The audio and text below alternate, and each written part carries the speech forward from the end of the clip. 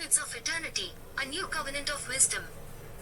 It was a night like no other when the heavens cracked open in the minds of men and women across the world.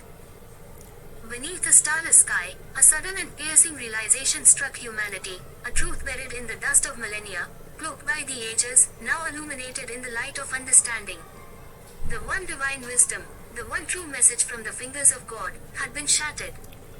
Moses, trembling on Sinai's summit, had broken not just stone tablets, but fragments of a truth that had yet to reach our hearts. The revelation came not as a whisper in the dark but as a roaring truth echoed in the hearts of every living soul. Across every nation, tribe, and tongue, humanity realized that we had been holding on to a broken remnant of a divine covenant, a fractured wisdom that was never meant to be incomplete. The moment Moses cast those stone tablets upon the ground in anger, sin had not merely broken our bond with God, it had scattered his direct message like dust to the wind. The fragments of divine wisdom had been scattered like seeds across the earth, lost in the void of human error and the shadows of our missteps. But now, in a time where the yearning for unity burned brighter than the flicker of old divisions, it was revealed, those pieces of divine knowledge, splintered by sin, were never lost entirely. They had found a way into the hearts and lands of every people, lying dormant, waiting for the day humanity would come together to make the divine whole again. The long walk of mankind. The world had changed by the time the revelation spread, and it wasn't a slow, creeping change but a seismic shift, felt from the depths of the ocean to the highest mountain peaks. People everywhere heard a voice, not an audible one, but a resonance deep within. In a moment of shared understanding, they realized the truth, the wisdom of God was scattered in all of us. Each nation held a piece, each culture a fragment, and only together, in unity, could we hope to rebuild the divine covenant. And so they began to walk. From the snowy plains of Siberia to the scorching deserts of the Sahara, from the sprawling cities of America to the rainforests of the Amazon, long lines of people formed. Men, women, and children, rich and poor, kings and paupers, each carried with them a part of God's wisdom. It was unseen, perhaps unknowable, but in their hearts, they carried a piece of the shattered truth. Some bore their wisdom in ancient scriptures, preserved through time but misunderstood until now. Others carried it in the oral histories passed from one generation to the next. Still others, in forgotten languages, held ancient symbols etched into rocks and cave walls. The journey was arduous, yet no one faltered, for this was not a pilgrimage of desperation but one of divine purpose. One by one, from every corner of the earth, the nations gathered. The plains of Megiddo became their meeting place, not for a battle but for a union. What had once been a site of prophecy for war was now a sacred ground of peace. Under the gaze of the stars, each nation stepped forward and added their piece to the puzzle of God's wisdom. The process was not quick, nor was it simple.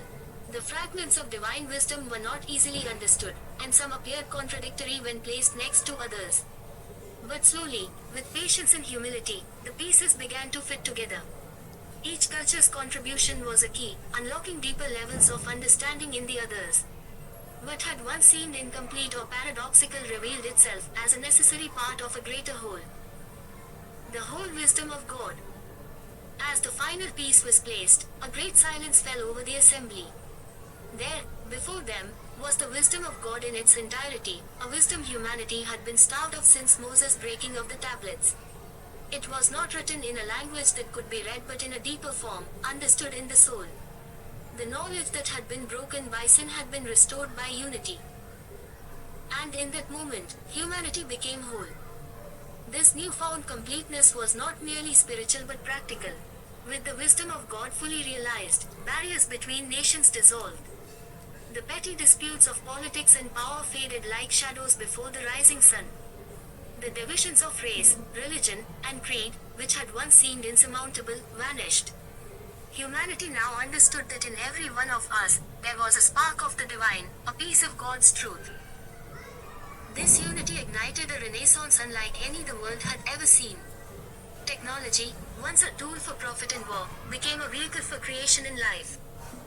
New inventions sprouted as if plucked from the very fabric of the universe, seemingly impossible ideas made manifest through the harmony of human minds working as one. The wisdom of God did not reject science but embraced it, transforming it from a fragmented pursuit into a holistic endeavor, where every discovery was a step closer to understanding the divine order of creation. Space itself became a canvas upon which humanity painted its future.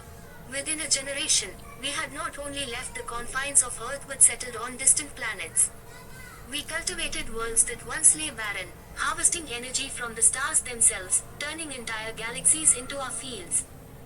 The power of the sun, the force of gravity, the essence of time, these were no longer mysteries but tools we wielded with care and reverence. The life of the Most High.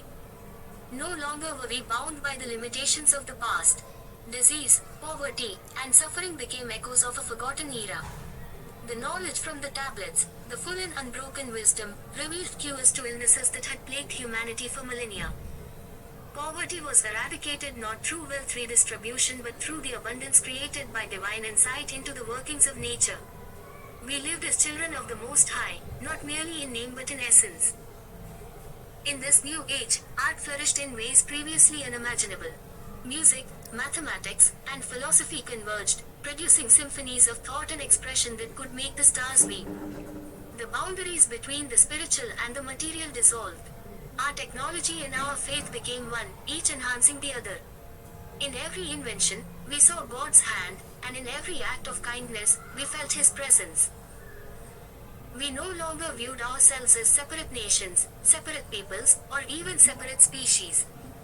We were one family, the children of a divine creator, united by the wisdom that had once been broken but was now restored.